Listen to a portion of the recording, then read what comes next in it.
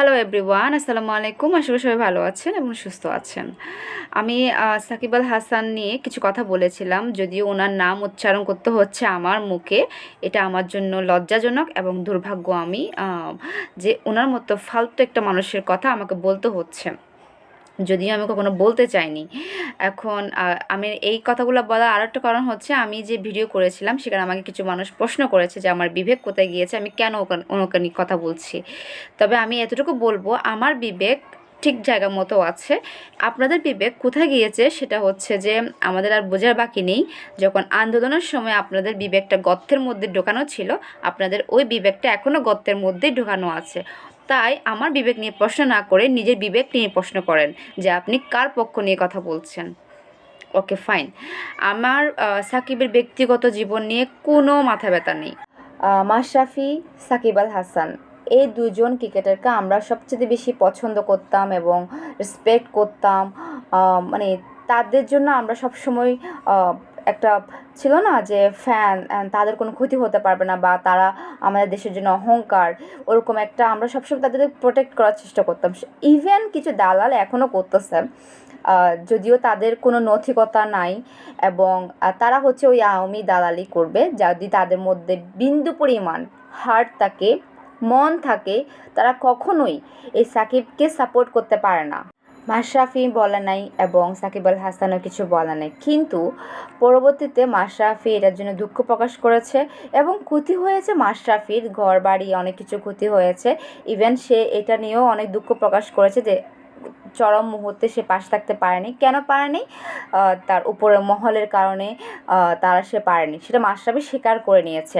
Even দুঃখ প্রকাশ করেছে, even এটাও বলেছে যে তার এই কাজটা করা ভুল হয়েছে। সাকিব আল হাসান কী করেছে? সে দাঁত খেলায় হাসছে যখন আমাদের ভাইদের খুন, রাস্তায় রক্ত লাল হয়ে গেছে, তখন সে দাঁত খেলায় খেলায় হাসতেছে এবং ঘুরতে যাচ্ছে এবং সে বলতেছে ভালো দিন কাটে তার। হ্যাল, এখন আমি যদি বলি মাশরাফি যে কথাটা বলছে যে উপরে মহলের কারণে সে কথা বলতে পারে না, কোনো কারণে যদি দল টিকে যায় তাহলে তো তার শেষ।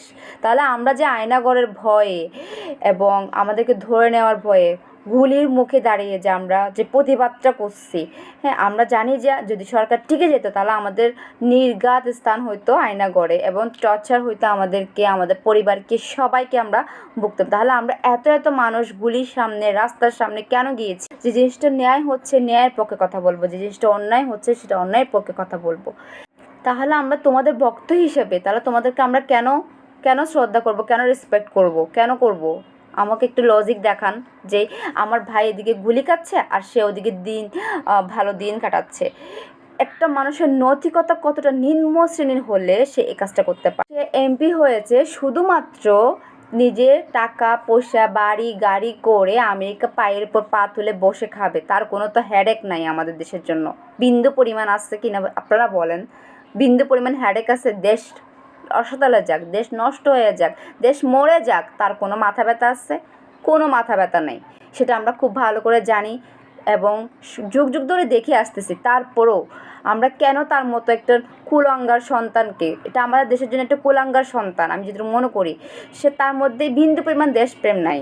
দেশপ্রেম নাই, সে হচ্ছে একটা জানোয়ার। জানোয়ার থেকেও জঘন্য হতে যে জিনিসটা থাকে, সে হচ্ছে তার মধ্যে একজন। সে ক্রিকেট দিয়ে আমাদের মন ভোলায় রাখবে, আমাদেরকে ক্রিকেটে সে, আমি এটা বলতে পারবো, সে যদি এতই ভালো ক্রিকেটার হইতে পারে তাহলে আমাদেরকে একবারে বিশ্বকাপ এনে দিতে পারেনি। সেমিফাইনাল তো দূরের কথা, কোয়ার্টার ফাইনাল তো দূরের কথা, কোথাও যেতে পারে না। আমি একটা জিনিস বুঝতেছি না যে মানুষ কেন তার প্রতি তাকে নিয়ে এই দালালি কাজটা করতেছে। আমি জানি যে সেই মানুষগুলো দালালি করতেছে যারা হচ্ছে আন্দোলনের সময় চুপ ছিল। শুধুমাত্র ক্রিকেটকে ইস্যু করে আমার মনে হয় না যে এত বড় একটা ইস্যুকে ধামাচাপা দেওয়া উচিত। ওনাকে অবশ্যই আমাদের কাছে ক্ষমা চাইতে হবে, দেশবাসীর কাছে অবশ্যই ক্ষমা চাইতে হবে, কিন্তু সেটা করতেছে না।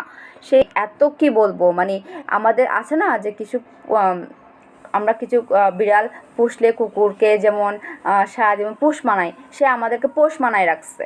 হ্যাঁ, আমাদের দেশের কিছু মানুষকে পোষ মানায় রাখছে কুত্তার মতো, যে তার কথাই বলবে সারাক্ষণ, তাকে সাপোর্ট করে যাবে। ওরা ওদের মতো দালাল, এবং তারাই সাপোর্ট করতেছে যারা আন্দোলনের সময় চুপই ছিল। এটা আমাদের বুঝতে বাকি নেই ভাই। যার কোনো নৈতিকতা নাই, যার কোনো আমি আর বললাম না যে ওর কী নাই, হ্যাঁ, এটা আমার মুখের ভাষার বাইরে যে আমি ওকে কীভাবে এক্সপ্লেন করলে, কিন্তু এমন কোনো ওয়ার্ড নাই যে আমি তাকে এটা বলে যে আমি শান্তি ফিল করব।